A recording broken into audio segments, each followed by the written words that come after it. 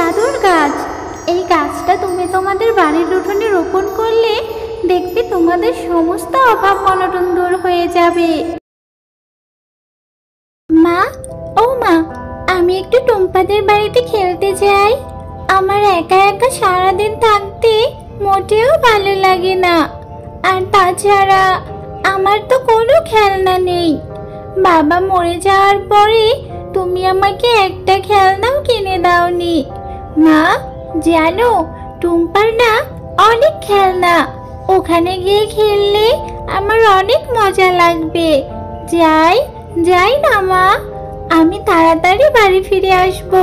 আচ্ছা ঠিক আছে রে মা, যাবি যা, তবে সেখানে গিয়ে কিন্তু কোনো দুষ্টুমি করবি না। ওরা তো অনেক ধনী আর আমরা হলাম গরিব, ওদের সাথে কি আর আমাদের যায়? মা, তুমি একদম চিন্তা করো না, আমি ওখানে গিয়ে কোনো দুষ্টুমি করব না। আমি টুম্পার সাথে খেলা করে চলে আসব। কি রে বান্টি টুম্পা, তোদেরকে এত খেলনা কে কিনে দিল? তোরা এত সুন্দর সুন্দর খেলনা দিয়ে খেলা করিস আর আমার কাছে একটাও খেলনা নেই। জানিস মিনা, এই খেলনাগুলো আমার বাবা আমাদের কিনে দিয়েছে। আমার বাবা এই খেলনাগুলো শহর থেকে কিনে নিয়ে আসে। আর আমার বাবাকে যদি একটা খেলনা কেনার কথা বলি, আমার বাবা অনেক খেলনা কিনে নিয়ে আসে। আমার বাবা অনেক ভালো বাবা। আমার তো বাবা বেঁচে নেই, তাই আমাকে কে খেলনা কিনে দিবে? জানিস টুম্পা, আমার না অনেক ইচ্ছে করে আমার ঘর ভর্তি খেলনা থাকবে, আমি সেই খেলনাগুলো দিয়ে খেলা করব। কিন্তু আমার তো পোড়া কপাল, আমার বাবা সেই অনেক আগেই মারা গেছে। আমাকে খেলনা কিনে দেওয়ার মতো কেউ নেই। আমার মা যা কাজ করে সেটা দিয়ে আমাদের সংসার চলে। তাই তো আমি তোদের বাসায় আসি তোর সাথে খেলনাগুলো দিয়ে খেলার জন্য। এরপর মিনা যে একটা খেলনা নেয়, সেটি তখন হাত থেকে পড়ে ভেঙে যায়। মিনা, তুই এটা কি করলি? আমার সব থেকে পছন্দের খেলনাটা ভেঙে দিলি। তুই অনেক পচা। মা, ও মা, কোথায় তুমি? এদিকে এসো, দেখে যাও, মিনা আমার খেলনাটি ভেঙে ফেলেছে। কি হয়েছে রে টুম্পা, তুই এভাবে কান্না করছিস কেন? মা, এই দেখো, মিনা আমার পছন্দের খেলনাটা ভেঙে ফেলেছে। আরে টুম্পা, তোকে বলেছিলাম না এই ছোট লোকের বাচ্চাদের সাথে না খেলতে? দেখ, তোর খেলনাটা ইচ্ছাকৃতভাবে ভেঙে কিভাবে চুপচাপ দাঁড়িয়ে আছে।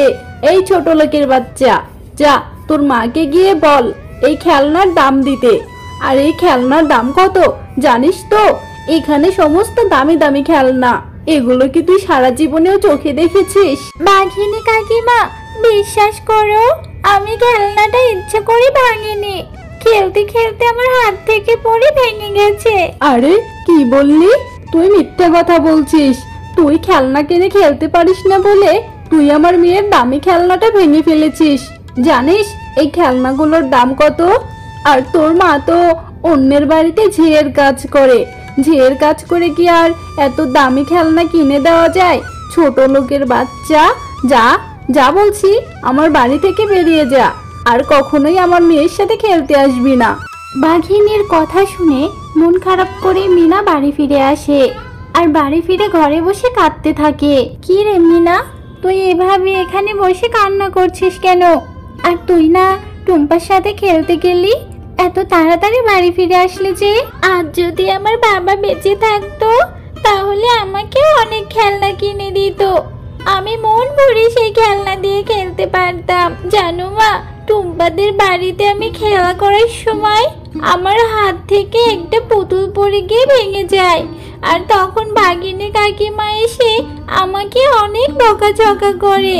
আমাকে বলেছে আমি নাকি ফকিন্নির বাচ্চা, আমাদের সামর্থ্য নেই বলে ওদের বাড়িতে খেলা দিয়ে খেলতে গিয়েছি। মা, আমার এই কথা শুনে যে অনেক কষ্ট হচ্ছে। আজ যদি আমার বাবা বেঁচে থাকতো তাহলে আমাকে কেউ এগুলো বলতে পারতো না। তুই কাঁদিস না রে মা, তোর কান্না যে আমার আর সহ্য হয় না। তুই তো জানিস তোর বাবা মারা যাওয়ার পর আমি কত কষ্ট করে অন্যের বাড়িতে কাজ করে সংসার চালাই। আমাদেরকে সেই সামর্থ্য আছে, তবে তুই চিন্তা করিস না রে মা, আমি একটু একটু করে টাকা জমিয়ে তোকে আমি খেলনা কিনে দিব। আর তুই কাঁদলে যে আমার অনেক কষ্ট হয়। মা, তুমি কষ্ট পেও না। তুমি কষ্ট পেলে যে আমারও অনেক কষ্ট হয়। আমি আর খেলনা কিনতে চাইবো না মা। আমার খেলনা লাগবে না। আমার মন ভালো হয়ে গেছে। আচ্ছা, অনেক হয়েছে, অনেক বেলা হয়ে গেল। তুই এবার হাত মুখ ধুয়ে নে। আমি চুলোয় রান্না বসিয়েছি।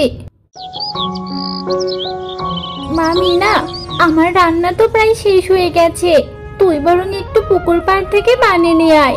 ঠিক আছে মা, আমি তাহলে এখনই পুকুর থেকে পানি নিয়ে আসি। এরপর মিনা কলসি নিয়ে পুকুর পাড়ে যায় পানি আনতে। হে বিধাতা, আজ যদি আমার বাবা বেঁচে থাকতো তাহলে আর আমাদের সংসারে এত অভাব অনটন থাকতো না। অন্যরা আমাকে এত কথা শোনাতে পারতো না। তুমি তো আমার বাবাকে আমার কাছ থেকে অনেক আগে কেড়ে নিয়ে গেছো। তুমি মন খারাপ করো না ছোট্ট মেয়ে, আমি তোমার সমস্ত কথাই জানি। তুমি আর মন খারাপ করো না। তুমি অনেক ভালো, আর তোমার মাও অনেক ভালো। আমি তোমাদের সাহায্য করতে চাই। এই নাও একটা জাদুর গাছ। এই গাছটা তুমি তোমাদের বাড়ির উঠোনে রোপণ করলে দেখবে তোমাদের সমস্ত অভাব অনটন দূর হয়ে যাবে। কিন্তু পরি, এই গাছ থেকে কিভাবে আমাদের সমস্ত অভাব অনটন দূর হয়ে যাবে? এটা কোনো সাধারণ গাছ নয়, এটা হলো একটা জাদুর গাছ। তুমি এটা তোমাদের বাড়ির আঙিনায় রোপণ করে দেখবে তোমাদের আর কোনো অভাব থাকবে না। পরি, তোমাকে অনেক ধন্যবাদ। এরপর মিনা সেই পরীর দেওয়া গাছটি তাদের আঙিনায় রোপণ করে দেয়, আর সঙ্গে সঙ্গে গাছটিতে অনেক খেলনা চলে আসে। মিনা, তোমরা অনেক ভালো। আমি হলাম একটা জাদুর গাছ। আজ থেকে এই গাছে যত খেলনা দেখছো সব খেলনা তোমাদের। আর এই গাছের খেলনা কখনোই শেষ হবে না। তুমি এই খেলনা দিয়ে তোমার ইচ্ছে মতো খেলতে পারবে, আর এগুলো বাজারে বিক্রি করে তোমরা সংসার চালাতে পারবে। তুমি সত্যি বলছো? তুমি হলে জাদুর গাছ? আমি অনেক খুশি হয়েছি। আমি তো আমার মেয়ের কোনো আবদারই পূরণ করতে পারিনি। যদি আমার কাছে কিছু চেয়েছে আমি ওকে কিছু দিতে পারিনি। আজ ওর সব আশা পূরণ হবে। তোমাকে অনেক ধন্যবাদ। তোমরা মা মেয়ে অনেক ভালো, তাই তো তোমরা আমাকে পেয়েছো। তোমাদের এখন আর কোনো অভাব থাকবে না। তোমরা ইচ্ছে মতো এই গাছ থেকে খেলনা পেরে বিক্রি করতে পারবে এবং তোমাদের সংসার খুব ভালোভাবে চলবে। তোমাকেও অনেক ধন্যবাদ জাদুর গাছ।